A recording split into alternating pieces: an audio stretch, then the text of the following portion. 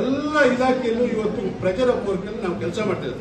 ಆದ್ರೂ ಕೂಡ ಆ ಜವಾಬ್ದಾರಿಯನ್ನು ನಾವು ಹಂಚಿಕೊಂಡು ಕೆಲಸ ಮಾಡಲಿಕ್ಕೆ ರೆಡಿದ್ದೇವೆ.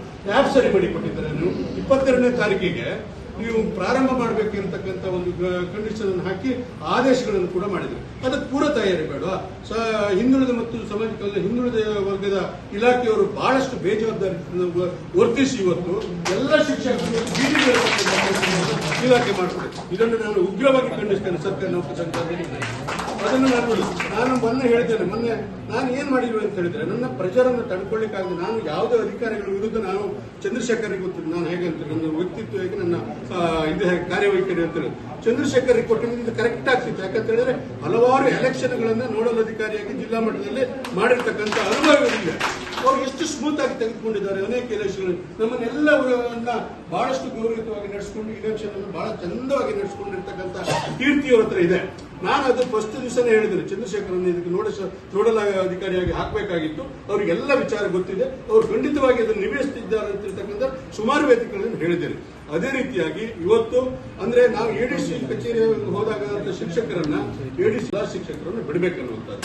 ಎರಡನೇದಾಗಿ ಒಂದು ಮಹಿಳಾ ಶಿಕ್ಷಕಿ ಗರ್ಭಿಣಿ ಇತ್ತು, ಅವಳಿಗೆ ಯಾವುದೇ ತಿಂಗಳುಗಳ ಮಾನದಂಡವನ್ನು ಹಾಕಬಾರದು. ಏನಾಗುತ್ತೆ ಅಂತ ನಮ್ಗೆ ಗೊತ್ತಿದೆ. ನಾನು ನೋಡ್ಕೊಂಡಿದ್ದೇನೆ ಎಷ್ಟೋ ಮಹಿಳಾ ಶಿಕ್ಷಕರಿಗೆ 3 ತಿಂಗಳು 4 ತಿಂಗಳು ಆಗಿರ್ತಕ್ಕಂಥ ಗರ್ಭಿಣಿ ಶಿಕ್ಷಕರು ಬೆಡ್ ರೆಸ್ಟ್ ಹೇಳಿರ್ತಾರೆ.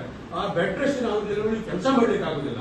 7 ತಿಂಗಳೇ ಆಗ್ಬೇಕಂತ ಹೇಳಿದ್ರೆ ಆಗೋದು. ಡಾಕ್ಟರ್ ಅಡ್ವೈಸ್ ಮಾಡ್ತಾರೆ. ಅಂದ್ರೆ ಕೆಲವರಿಗೆ ಲೇಟ್ ಆಗಿ ಕನ್ಸ್ಯೂವ್ ಆಗ್ತದೆ, ಕೆಲವರಿಗೆ ಲೇಟ್ ಆಗಿ ಇರ್ತಕ್ಕಂಥ ಕನ್ಸ್ಯೂವ್ ಆಗಿರ್ತಕ್ಕಂಥ 7-8 ಶಿಕ್ಷಕರು ನಂತರ ಹೇಳ್ಕೊಂಡು ಮರ್ತಿದ್ದಾರೆ, ಅಳುತ್ತಿದ್ದಾರೆ. ಏನ್ ಮಾಡುದು ಇವರಿಗೆಲ್ಲ ಯಾರು ಉತ್ತರ ಕೊಡ್ಬೇಕು ಹೇಳಿ ನನಗೆ ಅರ್ಥ ಆಗುದಿಲ್ಲ. ನಾನೇ ಉತ್ತರ ಕೊಡ್ಬೇಕು ತಾನೆ. ಅವ್ರು ನಮ್ಮ ನೌಕರರನ್ನು ರಕ್ಷಣೆ ಮಾಡ್ತಕ್ಕಂಥ ಕೆಲಸ ಸರ್ಕಾರಿ ನೌಕರರ ಸಂಘದ ಅಧ್ಯಕ್ಷನಾಗಿ ಪ್ರಾಥಮಿಕ ಶಾಲಾ ಶಿಕ್ಷಕರ ನನ್ನ ಜವಾಬ್ದಾರಿ. ಇದಾಯ್ತು. ಇದನ್ನೆಲ್ಲ ಸರಿಪಡಿಸಿ ಕೊಡದೆ ಇದ್ರೆ ಖಂಡಿತವಾಗಿ ನಾವು ಗಣತಿ ಮಾಡ್ಲಿಕ್ಕೆ ಆಗೋದಿಲ್ಲ. ಬಹಳ ಮುಖ್ಯವಾಗಿ ಇವತ್ತು 3 ದಿವಸದಿಂದ ನಮ್ಮ ಶಿಕ್ಷಕರು ಅಲಿತಾ ಇದ್ದಾರೆ, ಮನೆಗೆ ಅಲಿತಾ ಇದ್ದಾರೆ. ಯಾವ್ ಸರಿ ಉಂಟಾ? ಯಾವ ಸರಿ ಇದೆ? ಮಾಡಿರ್ತಕ್ಕಂಥ ಜಿಲ್ಲಾಡಳಿತವನ್ನು ನಾನು ಬರೀ ಜಿಲ್ಲಾಡಳಿತ ದೂಷಣೆ ಮಾಡ್ತಾ ಇಲ್ಲ. ಸರ್ಕಾರ ಮಾಡಿರ್ತಕ್ಕಂಥ ತಪ್ಪು. ಸರ್ಕಾರ ಒತ್ತಡ ಹೇರಿದೆ ಜಿಲ್ಲಾಡಳಿತಕ್ಕೆ ಏನು ಉಪಾಯ ಇಲ್ಲ. ಜಿಲ್ಲಾಡಳಿತ ಮಾಡಬೇಕಾಗ್ತದೆ ಈ ಕೆಲಸಗಳನ್ನ. ಸರ್ಕಾರ ಹೇಳಿದ ಕೆಲಸವನ್ನು ಜಿಲ್ಲಾಡಳಿತ ಮಾಡಬೇಕಾಗ್ತದೆ. ಜಿಲ್ಲಾಡಳಿತ ಇವತ್ತು ಮಾಡಿರ್ತಕ್ಕಂಥ ತಪ್ಪು ಸರ್ಕಾರ. ಅದನ್ನು ಯಾವುದೇ ಪೂರ್ವ ತಯಾರಿ ಮಾಡಿಕೊಳ್ಳದೆ ನಮ್ಮ ಶಿಕ್ಷಕರನ್ನ ಮತ್ತೆ ನೌಕರರನ್ನ ಬೀದಿಳಿಸಿ. ಮತ್ತೆ ಇನ್ನೊಂದು ಬಹಳ ಮುಖ್ಯವಾಗಿರ್ತಕ್ಕಂಥ ವಿಚಾರ ತಮ್ಮ ಅವಗಾಹನೆಗೆ ತರ್ತೇನೆ ಸರ್. ಇದು ಏನೇ ಇರಲಿ, ಇದನ್ನು 10 ದಿವಸದಲ್ಲೋ 15 ದಿವಸದಲ್ಲೋ ಗಣಿತ ಮುಕ್ತ ಎಲ್ಲ ಅಡ್ಮಿನಿಸ್ಟ್ರೇಷನ್, ತಾಲೂಕಿನ ಅಡ್ಮಿನಿಸ್ಟ್ರೇಷನ್ ಮತ್ತು ಜಿಲ್ಲಾ ಅಡ್ಮಿನಿಸ್ಟ್ರೇಷನ್ ಒಂದ್ಸರಿ ನಿಲ್ತಾನೆ. 15 ದಿವಸ ಮಟ್ಟಿಗೆ ನಿಲ್ತದೆ. ಆದ್ರೂ ತೊಂದರೆ ಇಲ್ಲ. ಬರೇ ಪ್ರಾಥಮಿಕ ಶಾಲೆ ಶಿಕ್ಷಕರನ್ನು ತೋರಿಸಿಕೊಂಡು ಗಣತಿ ಮಾಡಲಿಕ್ಕೆ ನಾವು ಖಂಡಿತ ಸುತಾರಾಮ್ ಒಪ್ಪುದಿಲ್ಲ. ಲೀಗಲ್ ನಾನು ಸರ್ಕಾರಿ ನೌಕರ ಸಂಘದ ಅಧ್ಯಕ್ಷ, ನನಗೂ ಕೂಡ ಜವಾಬ್ದಾರಿ ಇದೆ. ಎಲ್ಲರನ್ನ ತೊಡಗಿಸಿಕೊಂಡ್ರು ಮಾತ್ರ ಇವತ್ತು ಉಡುಪಿ ಜಿಲ್ಲೆಯಲ್ಲಿ ನನ್ನ ತಗೊಂಡೋಗಿ ಸಸ್ಪೆಂಡ್ ಮಾಡಿ ತೊಂದರೆ ಇಲ್ಲ. ಶಿಕ್ಷಕರಿಗೋಸ್ಕರ ಸಸ್ಪೆಂಡ್ ಆಗ್ತದೆ, ತೊಂದರೆ ಇಲ್ಲ, ನೋ ಪ್ರಾಬ್ಲಮ್. ನಾನು ನಾವು ಈ ಒಂದು ಸಮಸ್ಯೆ ಇವತ್ತು ನೀವು ಇತ್ಯರ್ಥ ಮಾಡಿಕೊಟ್ರೆ ಸರ್, ನಾನು ಎಲ್ಲ ತಾಲೂಕು ಹೋಗಿದ್ದೇನೆ.